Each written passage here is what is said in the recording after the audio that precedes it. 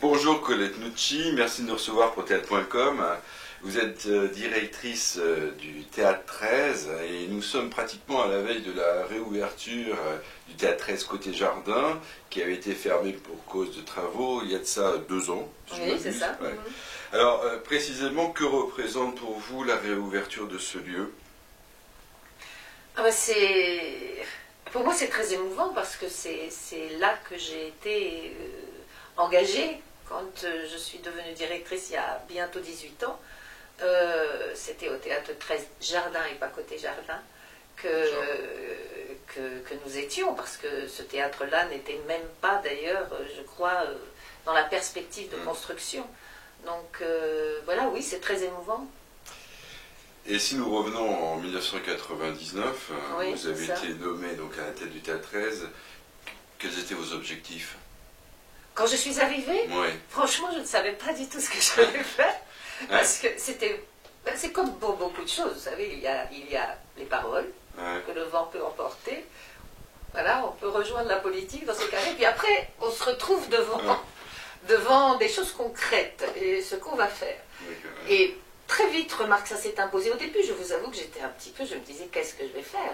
Voilà, c'était vraiment tout nouveau pour moi. Et puis très vite, ça s'est imposé qu'il fallait en fait aider les jeunes. Et que c'était le travail de troupe qui m'intéressait. Vraiment, ça a été aussi très... Ça s'est imposé. C'est quelque chose qui m'a paru une évidence. Que c'était le théâtre de troupe que j'avais envie de promouvoir et à travers des jeunes équipes. Une espèce d'aide à la création. Voilà, aide à la création. Et puis surtout parce que les troupes, c'est la vie. Quand une troupe envahit un théâtre, c'est extraordinaire. Il y a plein d'ondes tout d'un coup qui circulent dans le théâtre. Et c'est des ondes positives. Et le public, quand il arrive, il ressent ça. Et alors, peut-être parce que vous avez remarqué qu'il y avait un manque dans les autres théâtres. Oui, oui. À Paris, c'est difficile, bien sûr. À Paris, il n'y a pas beaucoup de théâtre public. C'est quand même une majorité de théâtre privé. Donc, pardon, je vais couper ça.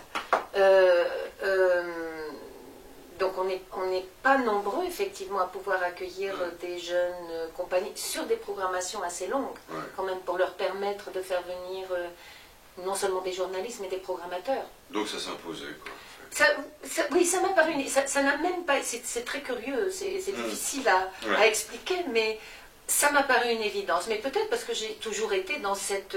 J'ai fait du théâtre parce que j'aimais les troupes, parce que ce que je dis d'ailleurs, je crois, dans mon rêve, c'était la comédie française, c'était les grandes troupes, être nombreux sur le plateau, et donc quelque part, il y avait le partage. Voilà, exactement. Partager avec des camarades sur le plateau, avec le public, et puis ça a marché tout de suite, en fait très vite. Très vite, on s'est rendu compte que finalement les gens étaient en demande de ça.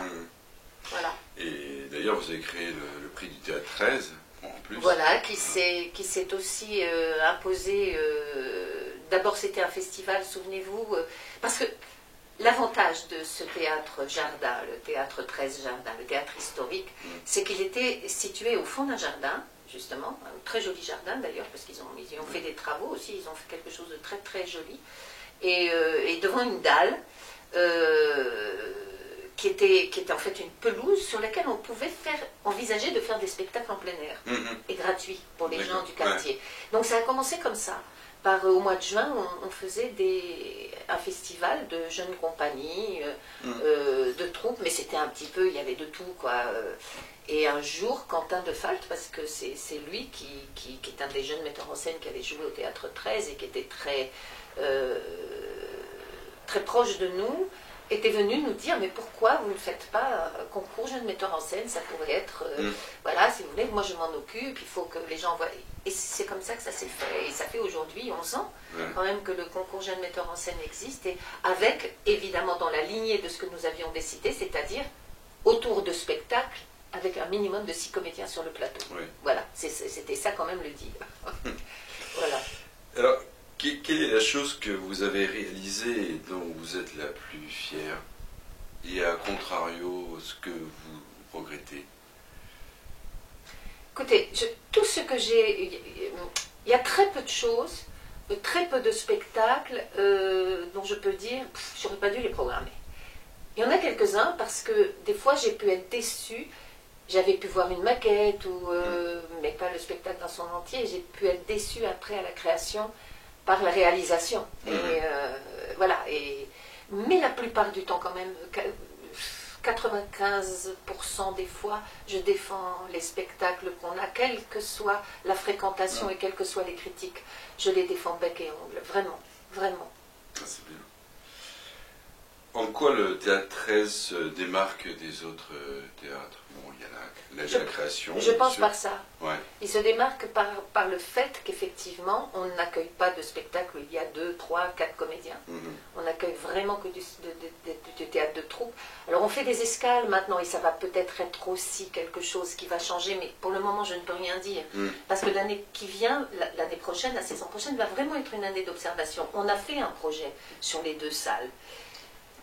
Et puis on va s'ajuster, on va voir comment ça se passe, on va voir, il ne faut pas qu'une programmation ici fasse de l'ombre à la programmation là-bas et réciproquement. Il faut qu'on trouve vraiment le bon fonctionnement pour les 2 salles et qu'elles se complètent. Donc il va y avoir sûrement des programmations peut-être plus courtes ici et rester... Parce que la salle là-bas, elle est d'abord, vous savez que nos abonnés, les gens qui connaissaient la salle là-bas avaient vraiment très envie qu'elle rouvre. Beaucoup de gens ne nous ont pas suivis ici, parce qu'ils avaient vraiment un attachement très profond pour l'autre, qui est magnifique parce qu'elle est en amphithéâtre. Il n'y a pas de salle comme ça à Paris. C'est vraiment un théâtre assez exceptionnel parce que c'est vraiment un amphithéâtre et il y a une proximité entre les comédiens et le public qui est assez extraordinaire, tant pour les comédiens que pour les spectateurs. C'est vraiment... il se passe quelque chose, quoi. Et en vous écoutant, et votre parcours également, on comprend pourquoi il faut 5-6 personnes, c'est l'esprit de troupe. Oui, complètement. Voilà. Donc à 2, 3... Voilà, non, 2, 3, c'est triste, je vous assure. Quand on voit, nous le soir, quand on est dans les bureaux et qu'on voit arriver la troupe, justement... Mais c'est joyeux, c'est vivant, ça met de la vie dans un théâtre. Quand ils ne sont que 2 ou 3, ils se mettent chacun dans leur loge et puis on ne les voit plus. Et... Non, mais de toute façon, on ne connaît pas ça. Donc, voilà, pour nous, c'est vraiment... Puis ils participent, quoi, ils font partie tout d'un coup de la famille. C'est... Voilà. Alors, une question un peu plus personnelle. Vous avez choisi de diriger un théâtre. J'ai pas choisi. Alors, c'est très curieux. Ah, dites-moi, oui. C'est très curieux, mais j'ai pas choisi. Quelque part, on m'a choisi. Bon, voilà, les choses se sont faites d'une façon... j'ai pas décidé un jour que je voulais être directrice d'un théâtre. Mais vous avez choisi d'y rester. J'ai choisi, mais parce que tout d'un coup, j'ai dû me rendre compte en y étant qu'en fait, je devais être faite pour ça. Voilà, tout d'un coup, je me suis dit, c'est en fait ce que le destin qui m'attendait, c'était celui-là.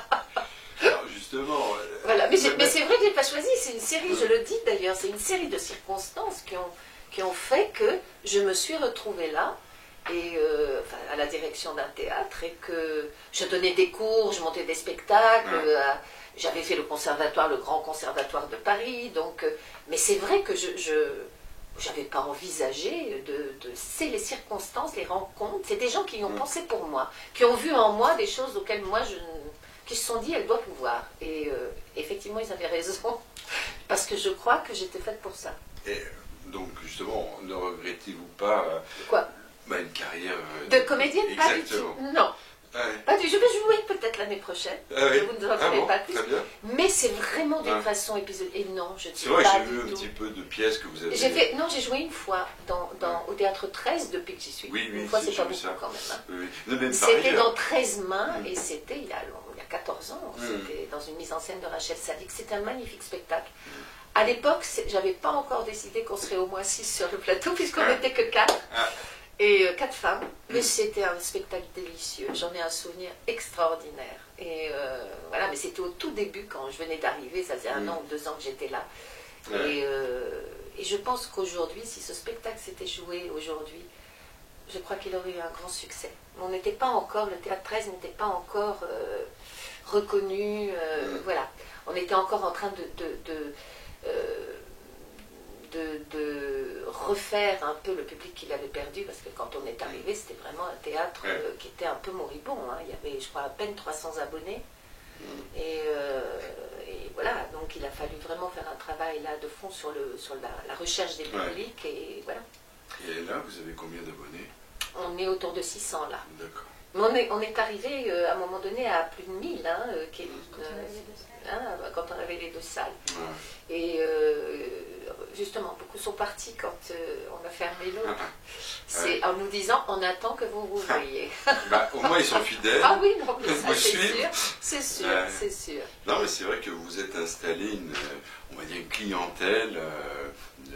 Écoutez, le plus beau compliment qu'on peut nous faire quand ils viennent, c'est dire, nous, on vient ici les yeux fermés. Ouais. On n'est jamais déçus. Il y a des spectacles qu'on aime plus que d'autres, mais en tout cas, on vient toujours découvrir quelque chose et on vient les yeux fermés. Et ça, c'est le plus beau compliment qu'on peut nous faire. Alors donc, la réouverture, c'est pour bientôt. C'est pour bientôt, et vous avez vu avec qui? Oui, tout à fait. Donc, on est très fiers. Hein. Oui. Mais enfin, on a une histoire avec Alexis quand même. Oui, carrément. Avec Alexis Michel. Il est déjà le porteur d'histoire quand même. Carrément. Hein, voilà. Il y a plein de choses maintenant avec Alexis. Voilà. Donc mais ce qui est formidable, c'est que ce soit lui qui se soit proposé. C'est-à-dire qu'on ne lui a pas demandé. C'est lui qui est venu nous dire si vous ouvrez quand. Moi, si vous voulez que j'écrive quelque chose pour... voilà, et c'est parti comme ça. Et j'ai trouvé ça très chouette, qu'il ait cette idée-là de revenir au Théâtre 13 pour faire la création de ce nouveau spectacle, auquel je prédis une longue vie, comme à tous ces spectacles, n'est-ce pas? Et alors, quels sont, pour finir, vos projets? Bon, il y a la réouverture, mais du Théâtre Jardin, mais est-ce qu'il y a, je ne sais pas, d'autres projets dans les tiroirs? D'autres projets pour le Théâtre 13? Oui. Pour le Théâtre 13, c'est continuer et qu'on nous donne les moyens, parce que c'est pas... Voilà, pour le moment, c'est pour ça que je vous disais que l'année prochaine allait être vraiment une année d'observation. Parce que on ne sait pas du tout, on a une subvention de fonctionnement, comme vous le savez, de la mairie de Paris. Nous, on ne fait pas de production, mais il faut qu'on puisse accueillir ces jeunes troupes quand même, voilà, on a vu des fois des cas où le metteur en scène était très endetté, si jamais puisqu'on fait de la co-réalisation avec un reversement de recettes et que ça, rien n'est écrit dans le marbre. On ne sait pas si on va avoir beaucoup de recettes ou très peu, et sur les créations c'est quand même difficile. Donc heureusement qu'on est suivi par des gens comme la Dami, qui sont, dès qu'elles voient un spectacle qui va passer au Théâtre 13 en général, aident ces compagnies-là, ils sont quand même assez soutenus, mais c'est dur pour ces jeunes troupes. Donc nos projets, ce serait de pouvoir un jour accueillir ces troupes sans que ces troupes perdent de l'argent, quelle que soit la fréquentation. C'est-à-dire leur permettre d'être à flot, voilà, et de pouvoir un jour avoir un minimum, éventuellement, on n'y est pas encore, mais on va se battre pour ça. Et ça fait longtemps déjà qu'on y pense et qu'on se dit, il faudrait qu'on ait quand même... pour pouvoir les accueillir sans qu'il y ait cette part d'incertitude qui fait que des fois ils peuvent boire le bouillon. Hein. Oui. Voilà. Et c'est pour ça qu'il est important, Madame Hidalgo va participer à l'inauguration. Madame Hidalgo sera là le soir de la soirée d'inauguration qui est le 21 février. Voilà. C'est important quand même qu'elle soit là. C'est important qu'elle soit là, c'est une reconnaissance évidemment, parce que comme vous le savez aussi, c'est vrai qu'on est plus nombreux de théâtre, les projets changent, donc au niveau théâtre comme le nôtre, il n'y en a plus beaucoup. Oui, et la culture est un combat. Et la culture est un combat permanent et c'est essentiel, et voilà, et il faut relire Victor Hugo, n'est-ce pas? Et voilà. Donc, qui déjà au XIXe siècle se battait pour que les budgets sur la culture ne soient pas tronqués. Bien sûr. Voilà, en disant que c'était essentiel et que la culture, voilà, en tout cas, et l'éducation. Ça passe aussi par l'école. Je crois qu'il y a vraiment ça aussi. Il faudrait quand même un jour avoir un débat là-dessus. C'est-à-dire, c'est quand même à l'école aussi qu'on donne le goût de la culture aux enfants. Et voilà. Oui, là, ça passe aussi par là. Donc il y a des pistes à chercher, bien sûr. Voilà, bien sûr. Merci beaucoup, Colette. Je vous en prie, merci à vous.